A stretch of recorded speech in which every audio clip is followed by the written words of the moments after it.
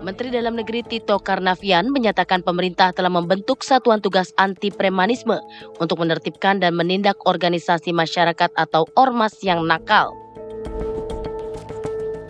Satgas ini dibuat oleh Kementerian Koordinator Politik dan Keamanan yang bekerja sama dengan Kementerian Dalam Negeri. Hal ini disampaikan oleh Menteri Dalam Negeri Tito Karnavian di Kompleks Istana Kepresidenan Jakarta Kamis sore. Ia menyebut bahwa tim Satgas akan dipimpin oleh Menko Polkam Budi Gunawan. Subang, Bekasi, ada beberapa tempat lagi. Satgas ini akan melibatkan kerjasama dengan kementerian dan lembaga negara lainnya, mulai dari tahap administratif hingga eksekusi ormas yang dianggap melakukan pelanggaran hukum. Secara khusus, perkara administratif akan ditangani oleh Kementerian Dalam Negeri. Tito juga mengultimatum bahwa Kemendagri tak segan untuk mencabut izin operasional tiap ormas yang melanggar ketentuan administratif. Dari Jakarta, Yohanes Leonardo, Teddy Swendi, TV One mengabarkan.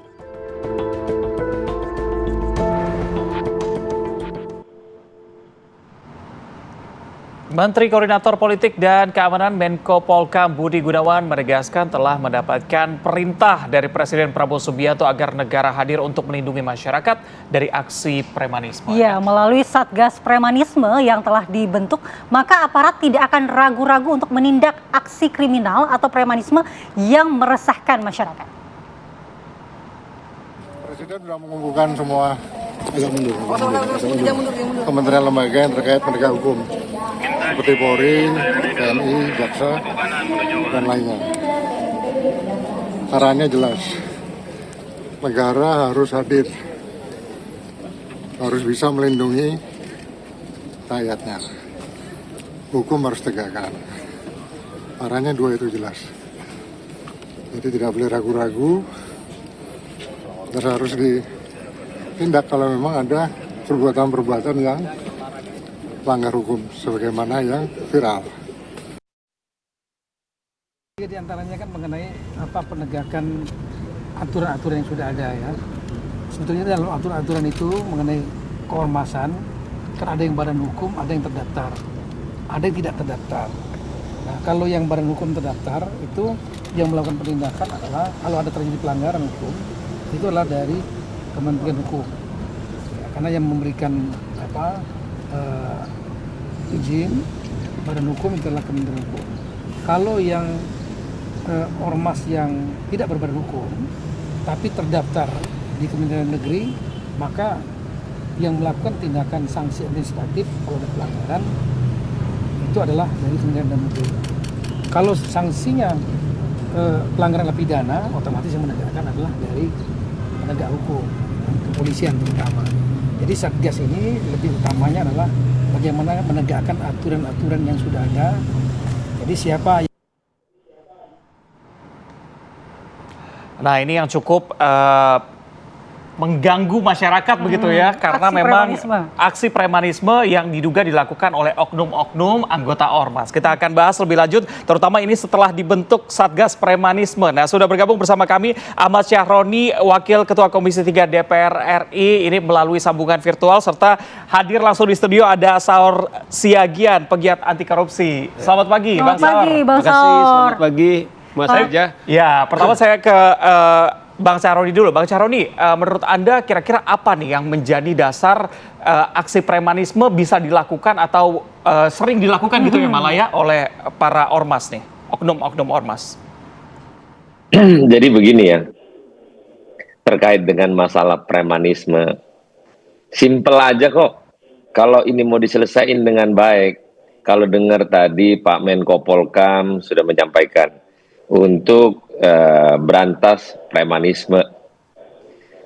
Ini masalahnya kok jadi isu nasional berhadapan dengan preman. Sayang banget gitu Republik ini. Makanya kemarin saya kunjungan kerja spesifik ke Polda Metro Jaya. Saya senang atas apa yang disampaikan Kapolda, mau melaksanakan apel gabungan seluruh rangkaian institusi bidang khusus, misalnya Kopassus, ada dari tentara angkatan udara, ada angkatan laut. Saya bilang, Pak Jenderal, pride-nya kita harus dijaga negara, Pak. Kenapa? Masa iya lawan premanisme aja cuma sebegini ramenya, mau ngapain? Ayo Pak, segera. Kalau Menko Polhukam udah ngomong, apalagi tadi Mendagri tentang legalitas administrasi. Kalau mereka sudah ngomong semua, tidak ditindaklanjuti, buat apa? Rame-rame, ribut-ribut, ngomong berantas premanisme, berantas. Kagak ada urusannya kalau perintahnya tidak langsung ditindaklanjuti. Sayang. Ini harga diri bangsa ini kemana kalau ributnya sama preman? Silakanlah kalau mau ada wilayah atau kekuasaan yang pengen salah satu ormas untuk membentengi para oknum apa misalnya, nggak apa-apa. Tapi tolong dong, jangan juga menantang seorang mantan purnawirawan di ruang publik, misalnya begitu. Ini kemana ini pride kita? Sayang gitu. Gimana juga dia adalah mantan purnawirawan, mantan jenderal. Sayang kalau cuma diremeh-temehin oleh pihak-pihak yang nggak bertanggung jawab. Sayang gitu. Makanya saya dari kemarin kesel banget sebagai rakyat lah, mewakili rakyat lah. Ini nggak boleh didiamkan ini. Pak Prabowo Subianto nggak suka dengan ini, pasti itu. Tapi jangan dong berlawanan dengan premanisme, kita rame-rame di sini, sebenarnya nggak pantas begini. Sayang gitu, para advokat kemarin datang ke Komisi 3 misalnya menyampaikan hal-hal. Ingat gak kejadian dulu Pak Dudung sama Effendi Simbolon? Satu tentara ngelawan Effendi Simbolon. Nah sekarang, ayo tentara lawan dong tuh premanisme. Pengen tahu saya. Ya, Bang Saroni. Demikian. Ini kalau sampai akhirnya negara membentuk Satgas, berarti penegakan hukumnya sejauh ini nggak efektif dong? Ya. Ini kan baru dibentuk Satgasnya. Tapi kan sampai akhirnya dibentuk gitu. Premanisme. Iya, tapi kan faktanya sampai saat ini meresahkan masyarakat. Premanisme baru jalan pembakaran 3 mobil di Depok kemarin. Tapi udah ditangkap pelakunya semua. Oke, berarti menurut Abang Syahroni sejauh ini tidak ada aksi premanisme. Gimana? Berarti menurut Abang Syahroni, kalau tadi Abang bilang ini baru kejadian begitu ya, berarti sebelum-sebelumnya tidak ada aksi premanisme dari ormas begitu? Sebenarnya banyak aksi premanisme pada kelompok pribadi. Tapi kalau akhirnya membawa organisasi atas nama organisasi, ujung-ujungnya organisasinya diamanin, pelakunya dipenjarain. Jadi organisasinya ya diamanin, orangnya tangkep-tangkepin nggak apa-apa. Tapi berdirinya organisasinya diamanin. Sayang dong kalau akhirnya dikit-dikit organisasinya kan nggak salah. Memang. Oke, Bang Saroni, berarti ini kan menandakan bahwa sebenarnya ormas-ormas ini yang berkedok ormas melakukan aksi premanisme memang sulit diberantas karena ada backing elit atau mungkin tokoh-tokoh lokal begitu, Bang Saroni, yang membackingi. Baik, mungkin minta langsung tanggapan dari Bang Saur. Iya, saya mau disclaimer dulu ya. Kami ini para advokat dalam 2 hari, jadi saya mengkoordinir dalam 2 hari soal concern premanisme ini. Dalam 2 hari kami berkumpul 100 orang. Artinya bagaimana keprihatinan kita luar biasa. Hari Minggu saya hubungi Kapolri, kemudian dia untuk bisa kita ketemu untuk berdiskusi dan dia setuju hari Selasa. Nah saya bilang, Pak Kapolri tanpa mengurangi minta maaf, karena urgensinya luar biasa, bisa nggak diwakili? Hari Senin kemudian kami diwakili oleh Kabareskrim dengan seluruh perangkatnya. Selesai dari Kabareskrim, saya coba kontak Ketua Komisi 3, Pak Habibur Rahman, langsung direspon Bang, kita langsung besok RDP. Jadi saya melihat bagaimana ketotalan pemerintah dalam arti luas. Apakah itu eksekutif, legislatif, kita dengar sendiri dari Pak Sahroni. Bukan saja mereka menerima aspirasi, tapi mereka melakukan kunker. Barangkali kenapa ke Jakarta? Karena mungkin ini strategis ibu kota negara, yang juga barangkali aksi-aksi itu sangat telanjang di kita. Kenapa ini dianggap urgensinya sangat menurut besar, saya, Bang? seperti dibilang Sahroni, sudah sangat. Bayangkan misalnya kepala daerah sudah diancam hanya mengatakan satu kata ormas, tidak ada menyebut simpulnya, kemudian mengancam akan mengerahkan 50.000 orang, anggota saya 500.000 dan tidak akan mungkin kemudian dibubarkan polisi. Dan Anda tahu, kalau aparat penegak hukum saja dikejar-kejar, dilukai, kemudian mobilnya dibakar, bukankah ini sudah mengatakan bahwa mereka lebih kuat dari negara? Inilah menurut saya salah satu urgensinya. Tiap hari kita lihat mereka berantem satu dengan yang lain, ada yang bawa senjata, kemudian mempersekusi. Kami sebagai advokat sudah mengatakan seakan-akan mereka ini kebal hukum atau mereka di atas hukum. Itulah kemudian keterpanggilan advokat. Nah, sehingga pemerintah kemudian perintah presiden, kita dengar tadi kepada Menko Polhukam, bukan saja hanya kepolisian, ada tentara di sana, ada Kementerian Dalam Negeri, ada Kementerian Hukum. Artinya apa? Ini satu declare bahwa akan berantas tuntas seperti juga tema kita sini. Nah, oleh karena itu saya kira ini, karena kan memang ada kelakuan yang dilakukan tindak pidana, itu tindak pidana, tapi di undang-undang itu kalau memang ada berkali-kali dilakukan oleh organisasi itu, perintah daripada undang-undang itu, undang-undang ormas ini bisa dibekukan. Nah, ini yang saya lihat bagaimana kesungguhan dengan tim satuan tugas yang dibentuk oleh pemerintah ini, Mbak Kumala. Oke, Bang, kalau misalnya kita ngomongin soal pembentukan Satgas ini, menurut Anda ini kira-kira bisa jadi solusi jangka panjang atau justru untuk meredam jangka pendek aja? Saya kira ini kan kalau kita lihat timnya itu kan sangat permanen gitu loh ya, dan juga lintas kementerian. Nah, menurut saya karena dia sudah mengancam investasi kita, sudah lari karena ketakutan. Misalnya apa yang dikatakan oleh Wakil Ketua MPR waktu mereka kunjungan ke Cina. Salah satu pabrik, dia bilang bahwa pabrik yang mereka bangun di Subang itu diganggu oleh ormas. Iya, dipalakin. Dipalakin. Supirnya kemudian dipersekusi, dianiaya. Nah, kemudian ini juga berpotensi untuk lari investasi dari kita. Coba bayangkan, semua sekarang ini pergi ke Vietnam. Vietnam itu kemudian sekarang ini hanya pengangguran 1-2%. Sementara kita bisa 40%. Karena apa? Iklim investasi kita itu tidak aman karena ormas-ormas, preman-preman ormas ini gitu. Tapi menyambung pertanyaan Reza tadi, Bang, apakah pembentukan Satgas ini hanya responsif karena tekanan investor, karena tekanan ekonomi, atau memang menyentuh akar masalahnya nih dengan pembentukan Satgas? Kan begini, karena selama ini kan pertanyaannya kan mungkin karena lembaga-lembaga ini sendiri-sendiri, sekarang mereka bersatu dalam Satgas ini.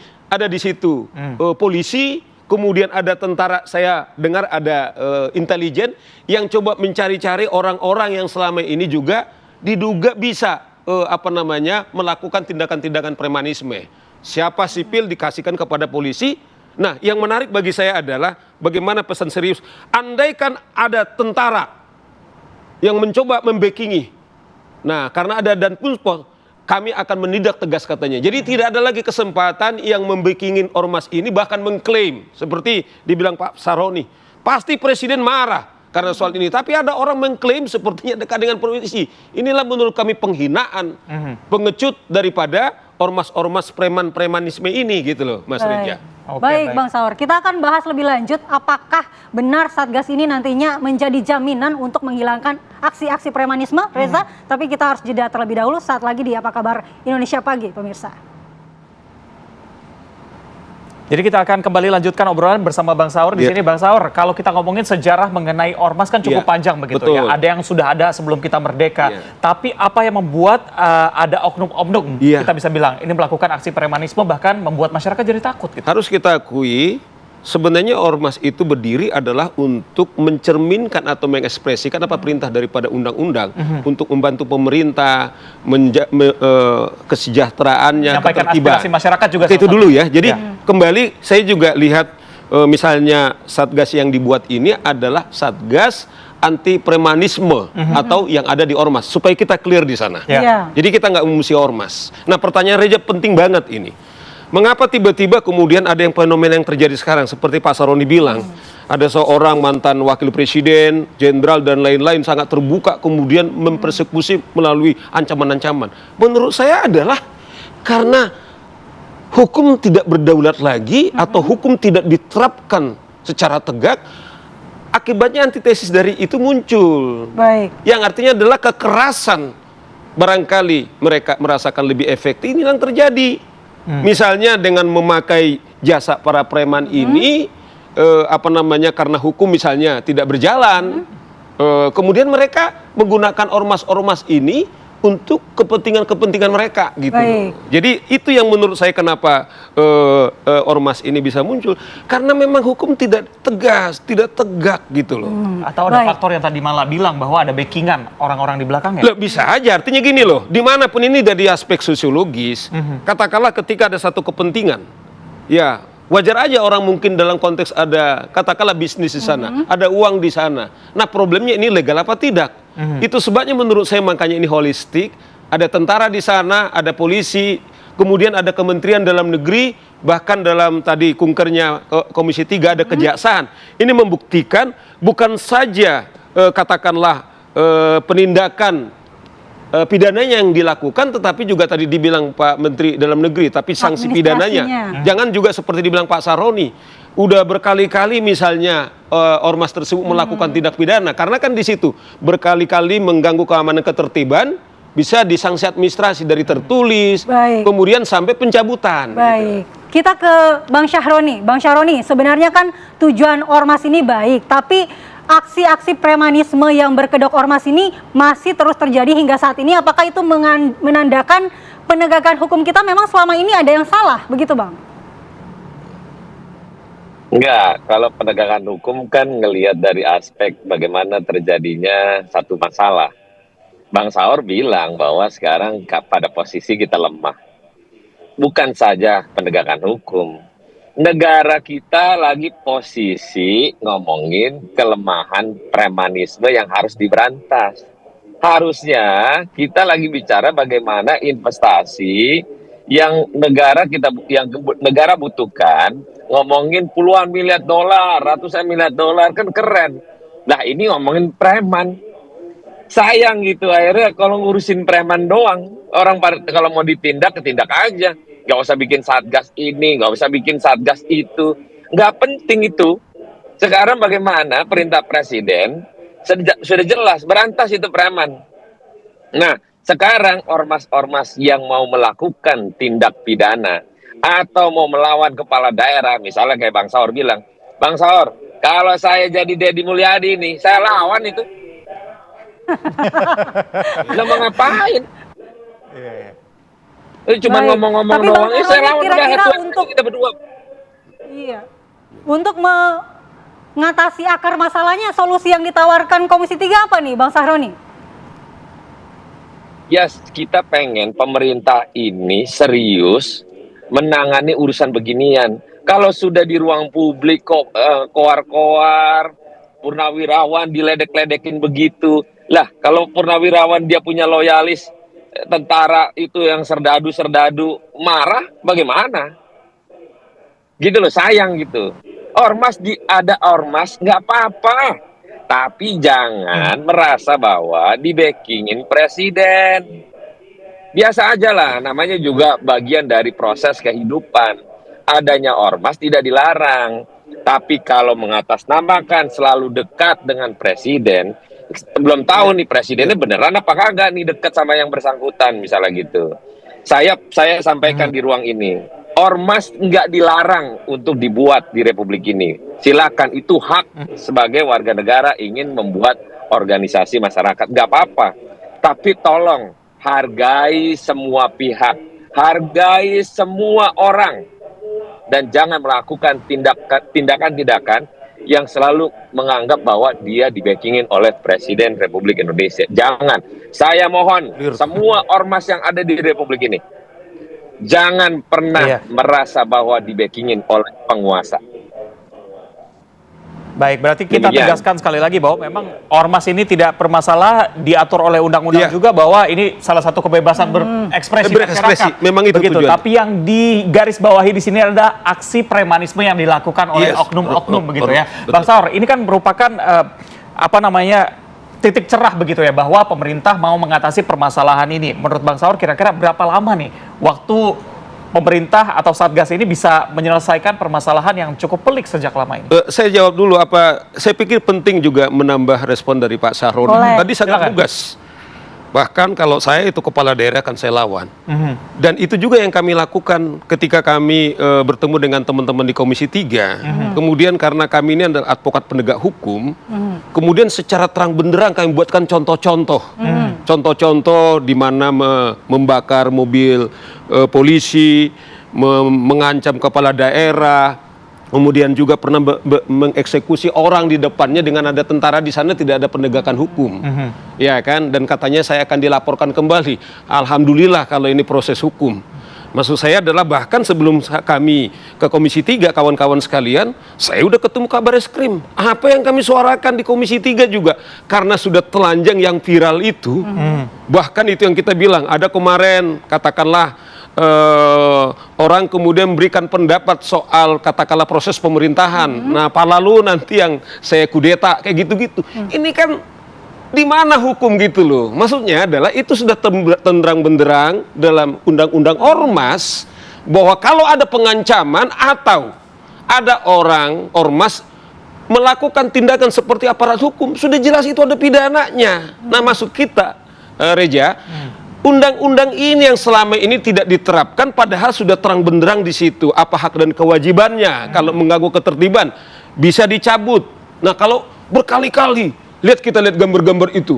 Kemudian sekelompok mereka dengan seragamnya membawa samurai, ya kan? Kalau yang di Depok membawa samurai, kemudian membawa pistol, kemudian melukai para penegak hukum. Bukankah ini mereka merasakan lebih kuat? Padahal yang dilakukan penegak hukum adalah tindakan penegak hukum mau menangkap orang yang diduga melakukan tindak pidana. Gitu loh, Reja. Nah, oleh karena itu menurut saya apa yang dibentuk oleh pemerintah ini pesan. Dan juga saya kira otokritik bahwa kalau kita mungkin tidak ini lagi serius, saya bayangkan bukan tidak mungkin kita negara tanpa hukum. Bukan Berarti saja. Bang Saur tetap setuju Satgas ini dibentuk? Sangat, saya setuju sangat. Meskipun Tapi Bang Saur bilang tadi nggak penting sebenarnya. Kalau menurut saya Pak Saroni tidak penting, itu lebih kepada tindakannya yang ini. Jangan juga nanti ada lagi Satgas, tetapi nothing tindakan itu maksudnya. Bahkan tadi kalau saya ya mungkin ditanya bagaimana ekspresinya seorang Komisi 3 Wakil Ketua Komisi Hukum loh. Sampai harus mengatakan yang semestinya kita tidak harus bicara. Tapi bagi kami advokat adalah soal concern penegakan hukum. Ya, dan oleh karena itu kita kasih kesempatan dan juga kita himbau juga kepada Satgas ini ya jangan sekedar omon-omon karena ini menyangkut juga kenyamanan, keamanan dan juga ancaman daripada masyarakat sendiri, Mas Rija. Oke, Bang Saur, ini yang cukup menarik adalah masyarakat nantinya kan bisa melakukan pengaduan, begitu pengaduan. Ya. Kalau sama penegak hukum aja mereka berani, apa yang menjamin keamanan masyarakat yang mengadu itu dalam keadaan aman nantinya? Kalau saya melihat ya begini, memang salah satu pesan daripada Satgas ini adalah supaya masyarakat berani untuk melaporkan. Nah, oleh karena itu, kenapa di dugaan saya, kenapa aparat penegak hukum yang tadinya juga cukup di backup oleh teman-teman tentara adalah keseriusan. Jadi masyarakat juga harus bertanggung jawab juga, Mas Reja. Sama dengan kami, ketika kami laporkan kepada kepolisian, kemudian dikatakanlah diancam misalnya, itulah adalah bagian mahkota apresiasi bagi kami sebagai bagian tanggung jawab daripada warga negara. Bahwa kita melakukan, menemui, kalaupun tidak, dugaan saya mereka juga punya hotline, atau Kumala, atau Reja ketika kita berdiskusi ini, kemudian segera juga, sebab supaya mereka tahu, tetapi jauh lebih penting dari itu, supaya mereka ini hadir di pasar-pasar, di mana tempat keramaian, serta yang juga ya yang pakai berdasi. Nah, tentu saya kira mereka itu sudah punya kemampuan lah untuk menganalisis. Setidaknya kehadiran mereka itu hadir, paling tidak sekarang premanisme itu kemudian berhitung. Tetapi lebih dari itu tindakan nyata seperti bilang Pak Saroni itu jauh lebih penting. Gitu. Oke, dikit lagi Bang Saur. Kalau misalnya tadi kita lihat atau Bang Saur tadi sempat bilang kita bisa melapor sebagai warga begitu ya. Sebenarnya fokus dari Satgas ini nanti akan kemana? Apakah mengurusi hal-hal kecil seperti laporan masyarakat, permintaan THR atau aksi premanisme malak ke warung dan segala macam, atau justru fokusnya ke besar masalah investasi dari asing begitu ya, yang tadi sempat Bang Saur dibahas juga begitu mengenai investasi di Jawa Barat tadi. Iya, saya ketepatan bukan anggota Satgas. Iya. Cuman yang kita ingat tadi benar sebenarnya kalau kita lihat ini kan fokus utama ini kan soal Satgas anti premanisme ini sebenarnya yang dideklar ke pemerintah kan adalah untuk memberi kenyamanan kepada investor kita. Sebenarnya declare mereka itu yang menurut saya itu akan berdampak secara holistik kepada kita semua. Tetapi yang di depan kita tadi Pak Saroni bilang, bagaimana investasi sekian juta US dollar ini kemudian terancam. Nah, cuman menurut saya itu inline. Karena memang sudah mulai mereka tidak kondusif, kemudian dibentuklah ini. Nah, menurut saya itu mereka inline untuk melindungi investor ini supaya nyaman, jangan sampai lari lagi dari Terakhir kita ke Bang Syaroni. Bang Syaroni mungkin langsung menanggapi tadi dari Bang Saur. Seperti apa, Bang? Jadi yang tadi Bang Saur sampaikan benar. Kenapa saya bilang udahlah Satgas nggak penting, tapi tindakan dari para stakeholder yang ada di Republik ini untuk segera memfokuskan apa yang menjadi perintah Presiden. Dan kita jangan selalu ngomongin masalah preman. Ngapain? Sayang gitu kalau akhirnya yang ormas tersebut merasa karena dibakingin oleh Bapak Presiden, akhirnya dia berkoar-koar, merasa karena kekuatan yang ada. Sudahlah, kalau dibilang dia declare, gue punya nih 1 juta anggota lah rakyat Indonesia, ini 350 juta, bukan 1 juta gitu. Nah, kalau ini yang terjadi, kita berharap, silakan para ormas yang memiliki badan hukum, jalankan dengan roda yang sesuai aturan. Tapi jangan melakukan sesuatu kesombongan karena merasa di-backingin oleh penguasa. Jangan. Silakan Anda berkegiatan dengan seksama bila perlu, bantulah masyarakat-masyarakat yang memang perlu bantuan. Demikian. Ya. Oke, terima kasih Bang Syaroni. Mudah-mudahan masukannya ini juga didengarkan oleh Satgas ya untuk nantinya ditindaklanjuti. Karena yang terpenting adalah bukan Satgasnya semata, tapi tindakan penanganannya atau penghilangan aksi-aksi premanisme. Terima kasih juga Bang Saur sudah hadir di studio pagi hari ini. Terima kasih Pak Saroni. Baik, kita masih akan kembali pemirsa di Apa Kabar Indonesia Pagi. Nanti akan ada segmen Akib on Location. Tentang apa, Reza? Jadi ini ternyata Pemprov Jakarta sudah resmi menggratiskan ada 15 golongan untuk naik Transjakarta, MRT atau LRT, dan juga Trans Jabodetabek. Ini bahkan sudah dimulai sejak 7 Mei kemarin. Kita akan lihat seperti apa, tetap bersama kami di Apa Kabar Indonesia Pagi.